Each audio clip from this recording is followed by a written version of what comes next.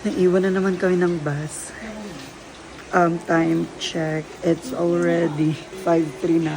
4:30 yung last trip pa Baguio.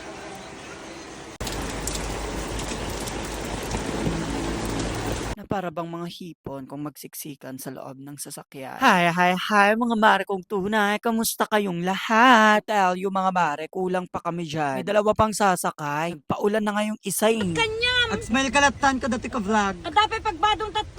Tadya, di pag sukat ako na, dadyan na dundunan, jack tug sukatin.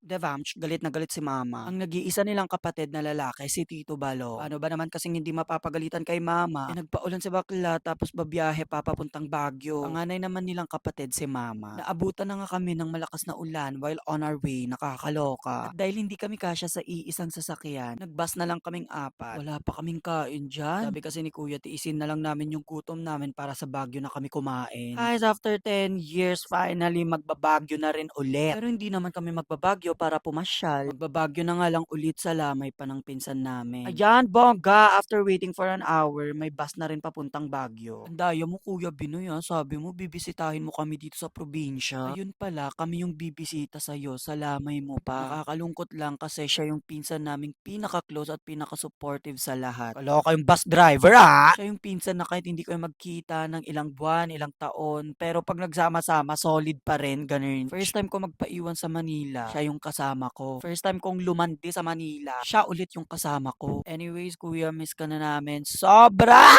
Uy, kuya, wag mo kumultuhin na. Magparamdam ka na lang sa panaginip, kuya, wag lang dito sa bahay. Kasi pag pumupunta siya dito sa probinsya, dito lagi sa bahay nakatira yan. Pero grabe yung paakyat pa lang kami sa Baguio, ang kapal-kapal na ng mukha mo, charet. Grabe yung fog, nakaka-ignorante. Hindi ako nakatulog sa biyahe, mare, kasi mixed emotions eh. Excited ka mag-Baguio kasi 10 years kang hindi nakakabalik dyan. Pero bumalik nga ako sa lamay pa ng pinsan ko, kaloka. Diyan na pala dapat kami bababa, mare. For the video pa ako. Yung nagbagyo ka after 10 years tapos naligaw ka agad. Mas malamig na to sa aircon ko na, kaloka naman. Naglakad kami pabalik pero okay lang kasi malamig naman. Nung malapit na kami sa lamin ng pinsan ko, bumibigat yung pakiramdam ko. Tapos yung nginig ng katawan ko, hindi ko ma-explain kung nilalamig lang ba ako or kinakabahan lang ako na makikita ko ulit siyang wala na talaga siya. Hindi na kami makakapag-usap ulit. Hindi na kami makakapag-road trip na ako naman yung driver niya. Kasi last time na nagkita kami ni Kuya Binoy, hindi ko pa alam mag-drive. Sabi ko, hindi ako iiyak kasi ayokong maging haggard sa lamay niya. Ay, si bakla covered na covered yung mukha, kakaiyak. Ang lungkot ko kasi yung last na nag-chat siya sa akin, inaaya niya ako mag-ML pero hindi ko siya napagbigyan. Madaling araw na kasi siyang nag-aaya sa akin, tulog na ako sa mga time na yun. Kuya Binoy, tulog ka lang gumising ka na dyan. Seryoso, huy kuya, binisita kita ha. Yung mga hindi bumisita sa'yo ang multuhin mo Sabi mo pa nga kay ate, kuya, sa lamay na lang tayo nagkikita-kita. Ewan ko, pero until now, kuya, hindi ko patanggap na wala ka na talaga. Alam mo ba, kuya, nang dahil sa'yo, nagka-trauma na ako sa tusino. Syempre, ayoko namang malungkot masyado tong vlog na to. Diba, kuya Binoy, sinabi mo yan sa akin na pag nag-vlog ako, dapat good vibes lang. Mga 1 AM, nagpaalam muna kami para magpahinga. This is the look of the house. And I'm gonna give you a house tour, but not now. Welcome to our humble home. So, syempre, ang una nating bubuksan, ref. What do we have?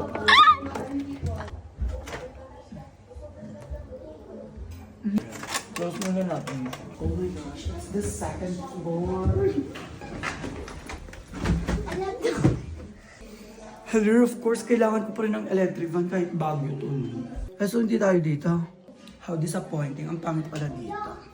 Inabot na kami ng 3 AM. Actually, pa 4 AM na dyan Nagkukwentuhan lang kami. Mare, pagdating namin sa Baguio, may chinek si kuya sa phone niya. So sabi niya sa amin, yes, my food panda, perfect! Mare, dahil sobrang haba ng vlog, ikat ko na lang siya into 2 part. Yung part 2 ng vlog is pasyal-pasyal na ganun. Ikakat ko muna tong vlog dito kasi 4 minutes na siya, be. Masyado nang mahaba. Bye, Mare. Imagine waking up in the morning tapos gantong view ang bubungad sa'yo. Good na good talaga ang morning mo, mare ko. Hi, mga pare kong tunay! This is part 2 ng Baguio vlog. Gising ko, wala na akong kasama sa kwarto. Tapos, pagbaba ko, nakabihis na silang lahat, ako na lang hindi. Usapan kasi namin talaga, i-maximize yung oras. So, maaga pa lang dapat nakapagbihis na ang lahat. Kasi we can stay longer here sa Baguio. Dahil kay Bagyong Nando. Pal kasi. Ako na lang talaga hinihintay nila. Ma, please tumabi ka muna dyan. Wag wag ka na sumabay. Binibilisan ko na rin naman yung kilos ko, kaso mabagal talaga ako magbihis. 'Di ba? Ang dami namin, kaloka. Maaga raw ang gising. Kaso 6:00 na kami natulog. Mare, wala pa talagang isang araw na nagstay kami dito sa Baguio. Balak pa namin puntahan yung Mines View, yung Grotto, yung La Peral House, kaso wala na talagang oras. Ending, ang napuntahan lang namin yung mall tsaka Burnham. Pero mare, nagulat ako kasi maraming nagpa-picture sa akin. Thank you po ng marami!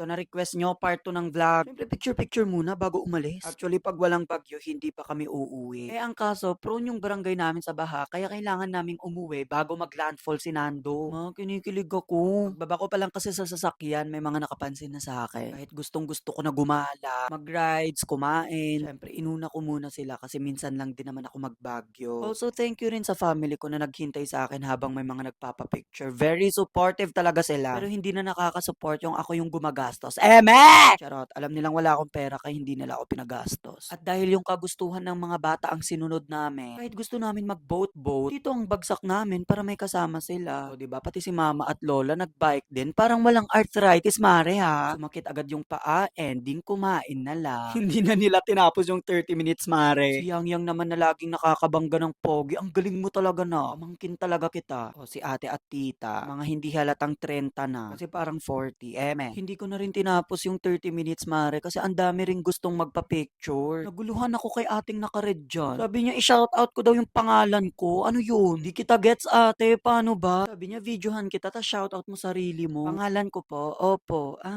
Hi. Ganun na lang ako sa video.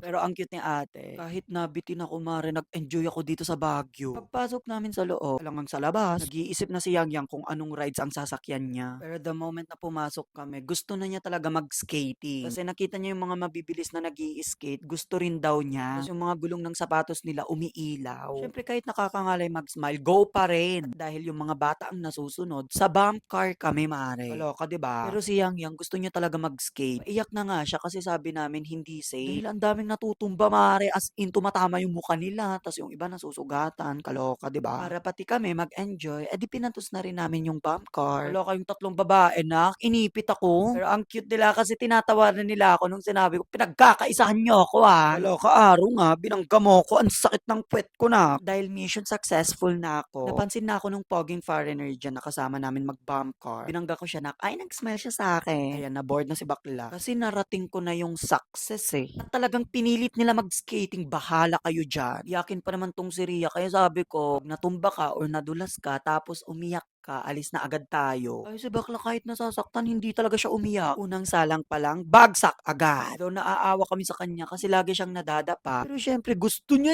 kaya pinagbigyan namin. Tinuturuan ko siya na dapat pa-V. Kaso feeling ko gusto niya pati ako madapa. Hindi talaga siya umiyak, mare, promise. Gusto ko rin sana mag-skating. Kaso ang daming pogi tapos makikita lang nila madadapa ako. I wish na magbantay na lang ako. Yang kaya pa ba? Tinulungan na rin ako ni Mama Joy kasi pagod na ako kakabuhat sa kanya na. Tapos,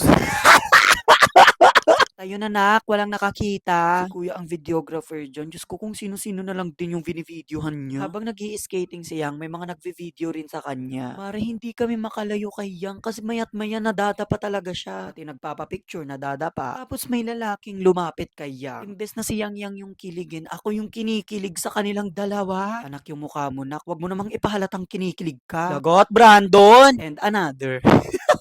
At dahil ilang beses nang nadapa si Ria sa loob ng 10 minutes, kami na yung umawat sa kanya kasi naawa na kami Tapos after namin sa Burnham, balak namin mag-Mines View kaso umulan na. Kaya nag-mall na lang kami. Ganito pala sa Baguio, ang lamig, ang daming pogi!